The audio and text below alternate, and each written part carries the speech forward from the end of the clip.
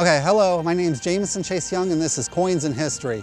In the second part of this video, we're going to be talking about the legendary Doc Holliday, the gunfighter / Wyatt Earp's good friend. So please stick around for that. But before that, I want to talk about the 1879 Morgan silver dollar, San Francisco Mint specifically. These are great coins. The Morgan silver dollars in general are great coins. The 1879 is kind of special. Not only is it one of only 2 years in the 1870s that made Morgan silver dollars, but the 1879 is the first year they made the Morgan silver dollars the entirety of the year. Like in 1878, they didn't start making them, they didn't start minting them until March of 1878. So the 1879 is the first full year they made Morgan silver dollars, and they made really good ones, especially these San Francisco ones. Well, not especially, they're all especially good, but the San Francisco ones are also good. And these were just designed by a guy named George T. Morgan. He used a model named Anna Willis Williams to design them. It was minted in 4 different mints. This one, the San Francisco Mint, had 9,110,000. It is the second most common because the Philadelphia Mint, it minted 14,806,000. And then the New Orleans Mint minted 2,887,000. And the Carson City Mint, that always usually minted a low mintage, it minted 756,000. And that's the 4 mints that minted the 1879 Morgan silver dollar. Its mass is 26.73 grams. Its diameter is 38.1 millimeters. Its thickness is 2.4 millimeters. Its edge is reeded. Its composition is 90% silver, 10% copper. They minted the Morgan silver dollars from 1878 to 1904, and then again in 1921. So that 1879 was the coin that was being made when Doc Holliday. I kind of like Doc Holliday. I mean, granted, I have a screwed up idea on how he really was. When I think of Doc Holliday, I think of Val Kilmer from the movie Tombstone. But regardless, he's one of my favorite characters in Wild West history. And whether he was good or bad or anything, you have to give him a lot of credit. He was like the ultimate right-hand man, the ultimate, guy who stands by his friend. That's what he's kind of known for. He's known probably mainly as, Wyatt Earp, lawman Wyatt Earp's, good friend. And he stuck by Wyatt Earp all the way to the end, and Wyatt Earp stuck by him to the end. At the end, I'll tell you in a little bit, he had an extradition order out to get him, and Wyatt Earp was the one who arranged in Colorado not to extradite, with the governor of Colorado not to extradite Doc Holliday. And that's how Doc ended up, spending his last few years in Colorado.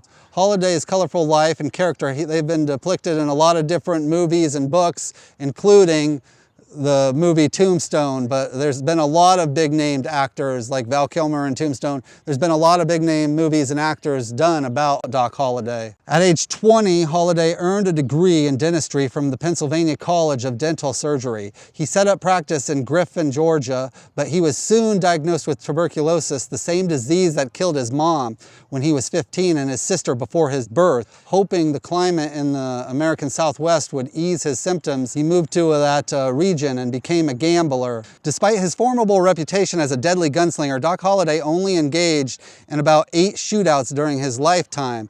And it has been verified that he's killed only 2 men. Now he did assist in killing other guys, like him and Wyatt, or him and a couple other people were all shooting one guy and that guy died.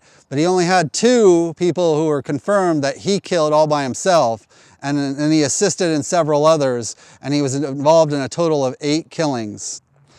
And it was in 1879 when Doc Holliday had bought a bar / saloon in Las Vegas, New Mexico, not Las Vegas, Nevada. Now you might have heard of Las Vegas, New Mexico, even though it's not like a big deal these days. Back in the Wild West days, it was kind of like one of those, Dodge City, Tombstone. It was one of those really wild, crazy Wild West towns.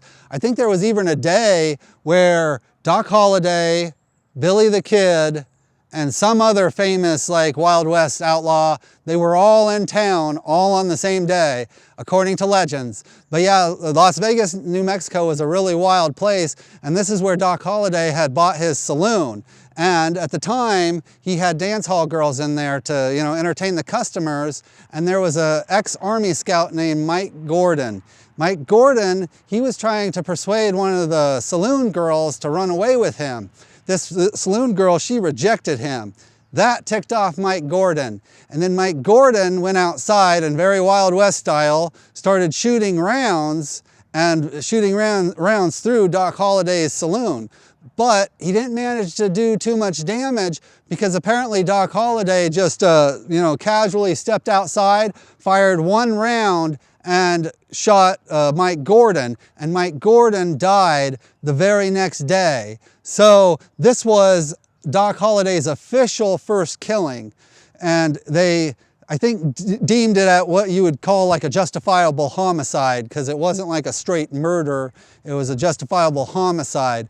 And then it was, I think later the next year that Doc would go to Tombstone, Arizona and join his friend Wyatt.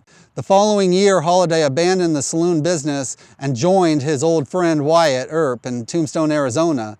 It was there where he would, go on to kill his second victim / second guy who he killed during the famous gunfight in the OK Corral in October of 1881.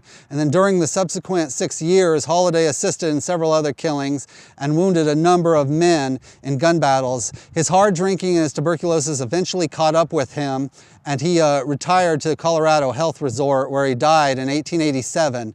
And he was struck by the irony of such a peaceful ending. His last words were reportedly, "This is funny."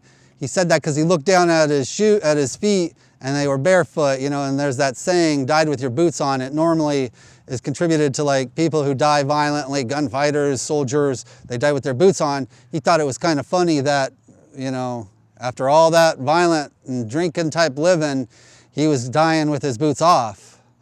But this was his first of 2, and he also assisted in others.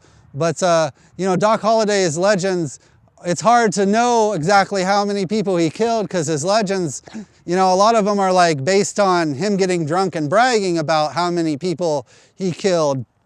And but he was in several, like some of those Wild West, those Wild West figures, history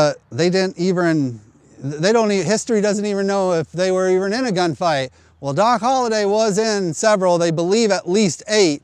And some of them are pretty crazy stories. Like one time he got drunk in a saloon and mad at a guy, and he tried to shoot the guy, and he ended up shooting the bar owner in the foot. Once again, you always have to add this when you're talking about Wild West history. That's according to what the legends say. I don't know if that's true or not, but that's what the legend says. And I don't know how much, if that is true, I don't know how much trouble Doc got in for that, but he was such good friends with, Wyatt and all the Earp brothers, he probably got out pretty easy. But anyway, it was in 1879 when Doc Holliday's official first killing happened, and it was in 1879 when this Morgan silver dollar San Francisco mint was being minted. So that is a really unique year. There was a lot of crazy Wild West stories going on in 1879. And when they were going on, this Morgan silver dollar was being minted in San Francisco.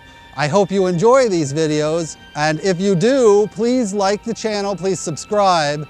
My name's Jameson Chase Young. This is Coins and History. Thank you.